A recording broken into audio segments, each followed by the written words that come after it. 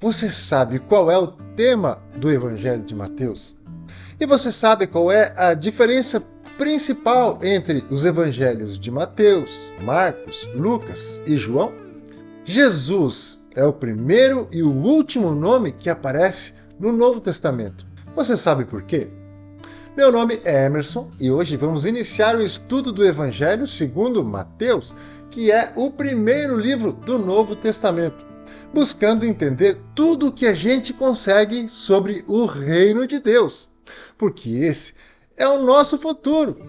Sim, você também terá a resposta para todas essas perguntas. E eu já vou começar explicando qual é o tema do Evangelho segundo Mateus, que é introduzir para nós o Evangelho do Reino e provar que Jesus Cristo é o Salvador e o Rei desse reino.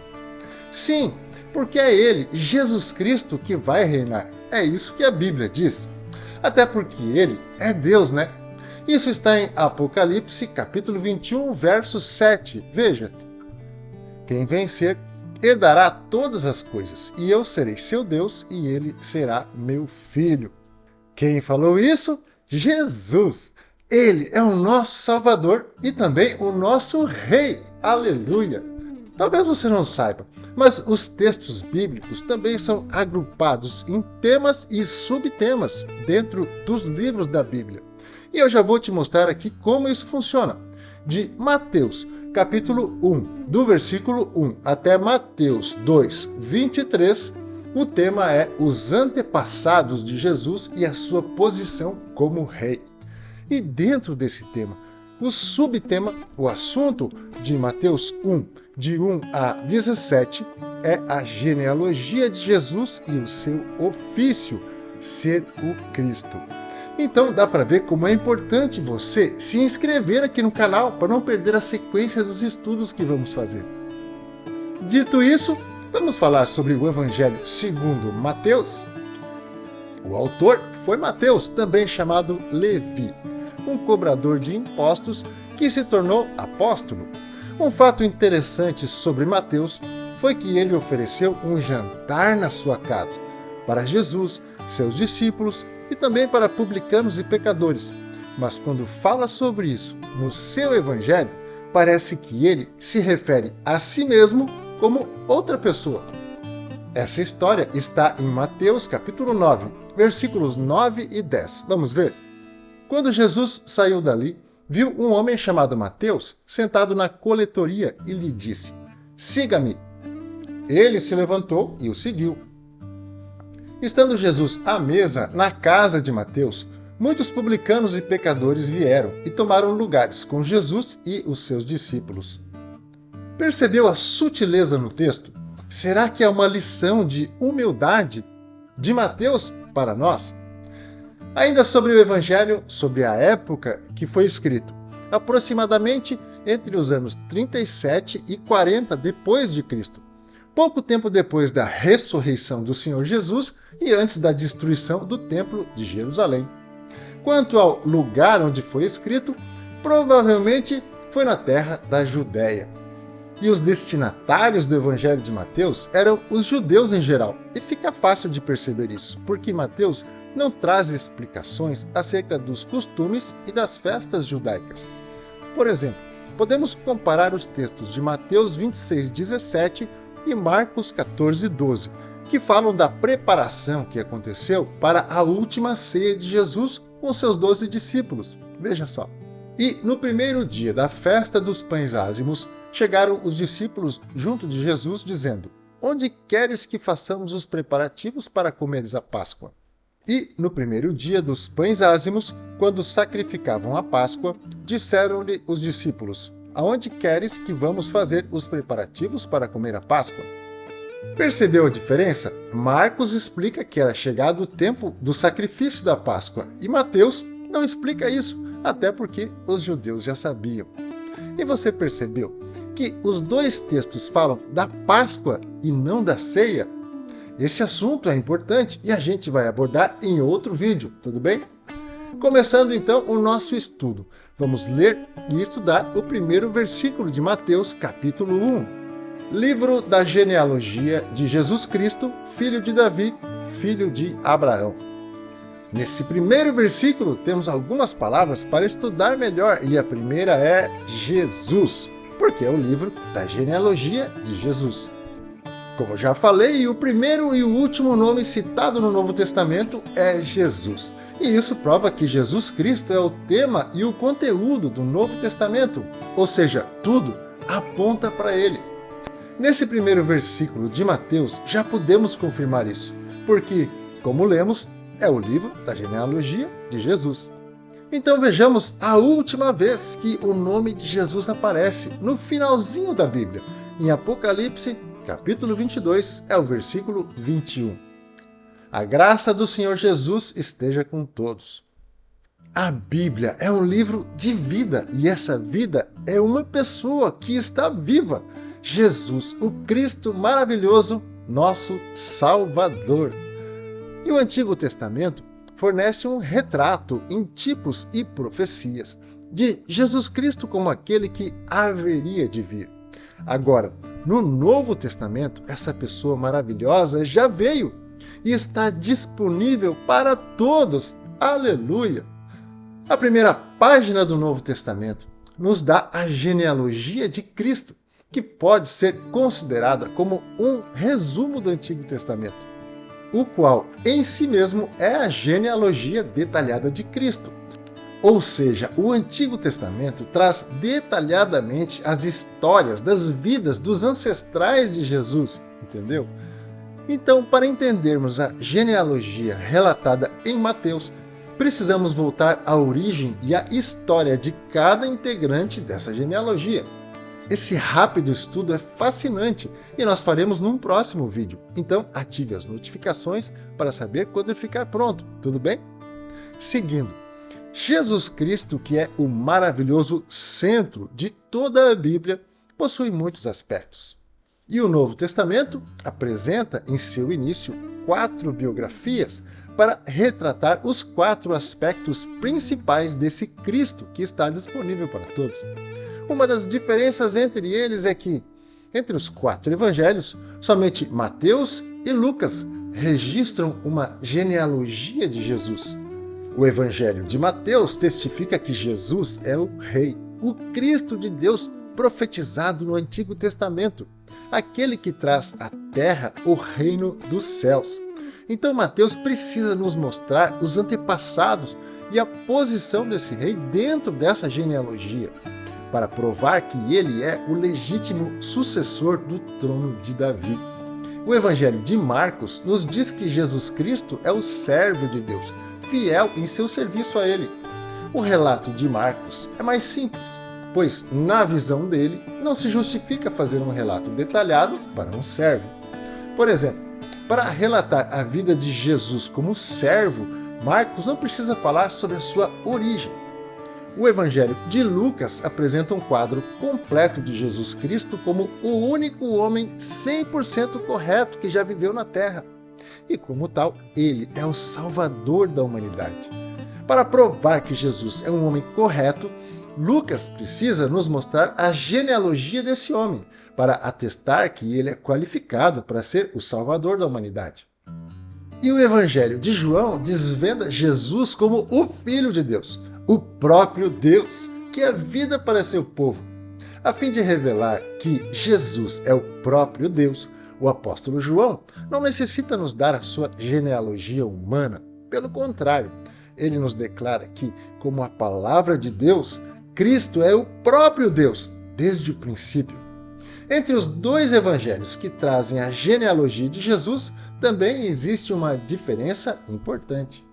Lucas deseja provar que Cristo é um homem correto, qualificado para ser o Salvador da humanidade. Então, ao relatar a sua genealogia, inicia desde Adão, a primeira geração da humanidade. E Mateus, que introduz para nós o Evangelho do Reino e tem o objetivo de provar que Jesus Cristo é o Salvador e Rei desse reino, inicia a sua genealogia a partir de Abraão. Ele faz isso porque o reino, do qual o Cristo é o Rei, compõe-se dos descendentes de Abraão, tanto os descendentes de sangue como os descendentes pela fé. Ou seja, o reino de Deus não é edificado a partir da humanidade criada a partir de Adão, mas com os herdeiros da promessa de Deus a Abraão. E essa herança inclui tanto os verdadeiros israelitas, conforme Romanos 9, de 6 a 8, quanto os crentes em Cristo, como podemos ver em Gálatas capítulo 3, versículos 7, 9 e 29. Então, vamos ver esses textos, começando com Romanos 9, de 6 a 8. E não pensemos que a palavra de Deus falhou, porque nem todos os de Israel são, na verdade, israelitas. Nem por serem descendentes de Abraão, são todos filhos. Pelo contrário, por meio de Isaque será chamada a sua descendência. Isto é, não são os filhos da carne que são filhos de Deus, mas os filhos da promessa é que são contados como descendência. Nesse texto, podemos confirmar que nem todo israelita é considerado filho de Deus, somente os que forem cristãos. Agora, vejamos os textos de Gálatas, que falam sobre os filhos de Deus que não são israelitas, mas que são participantes da promessa pela fé em Jesus, assim como eu e você. Saibam, portanto, que os que têm fé é os que são filhos de Abraão, de modo que os que têm fé são abençoados com o crente Abraão. E, se vocês são de Cristo, são também descendentes de Abraão e herdeiros segundo a promessa. Você crê que Jesus é o Filho de Deus que veio ao mundo, morreu e ressuscitou? Se a sua resposta é sim, então saiba que você é considerado como filho, como filha de Deus, descendente de Abraão e herdeiro segundo a promessa de Deus. Deus quer que você viva com Ele no seu reino. Aleluia! Seguindo, a próxima palavra que vamos estudar é Cristo, porque é o livro da genealogia de Jesus Cristo. Na genealogia de Jesus, que está em Lucas, no capítulo 3, de 23 a 38, e você pode ler depois, o autor prova que Jesus é um homem correto, mas Lucas não chama Jesus de Cristo. Mas a genealogia de Cristo, trazida por Mateus, prova que ele é o Rei, o Cristo de Deus. E o título Cristo é enfatizado várias vezes. Vejamos Mateus 1, 16 e 17. E Jacó gerou José, marido de Maria, da qual nasceu Jesus, que se chama o Cristo. Assim, todas as gerações, desde Abraão até Davi, são 14. Desde Davi até o exílio na Babilônia, 14 gerações. E desde o exílio na Babilônia até Cristo, 14 gerações. Sim, Jesus é o Cristo. Mas o que significa isso? Cristo, do latim Cristo, derivado do grego Christos, que significa ungido, que por sua vez deriva do hebraico Mashiach, que significa Messias. Essa palavra significa Redentor, Messias. Os judeus esperavam o Cristo como o justo que livraria seu povo do domínio de Roma e lhes devolveria seu país. Mas nós, como cristãos, cremos que Jesus é o Cristo consagrado por Deus, o único Filho de Deus e que encarnou, recebeu a forma humana para reconciliar a humanidade com Deus. O nascimento de Jesus representou um ponto de virada na história, porque a partir do seu nascimento iniciou uma nova era na história da humanidade, antes de Cristo e depois de Cristo. Infelizmente, o sistema corrompido do mundo está tentando diminuir a importância da vinda de Jesus, porque os livros das escolas de hoje trazem AEC e EC, ou antes da Era Comum e Era Comum, ao invés de antes de Cristo e depois de Cristo. Como se Jesus fosse uma invenção dos crentes. Só que já está comprovado cientificamente que Jesus Cristo existiu.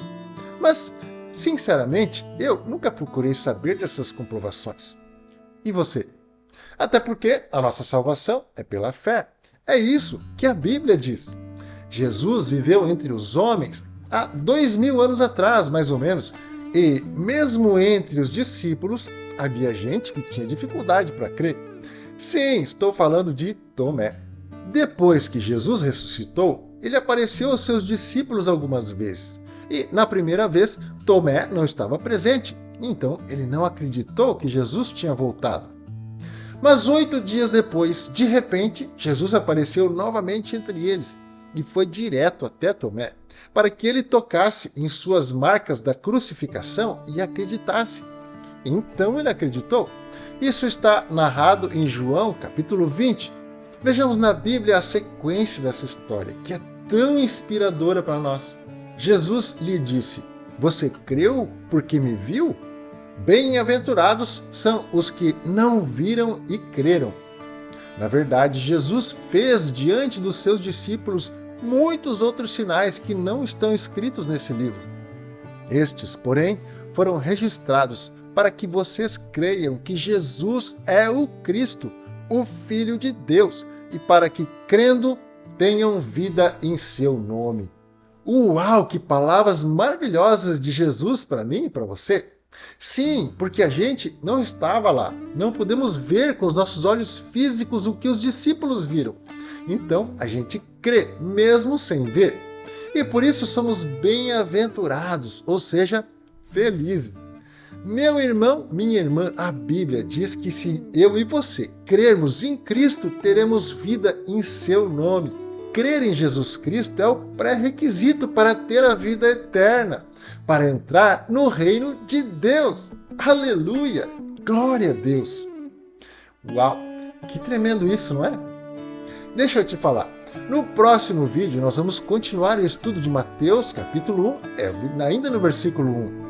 E se eu fosse você, eu me inscrevia aqui no canal e ficava ligado para não perder, porque você finalmente vai entender que história é essa de Jesus ser chamado o Filho de Davi, entre outras coisas. Que Deus abençoe a você em todas as áreas da sua vida e a sua família também, em nome de Jesus. Um grande abraço e até o próximo vídeo.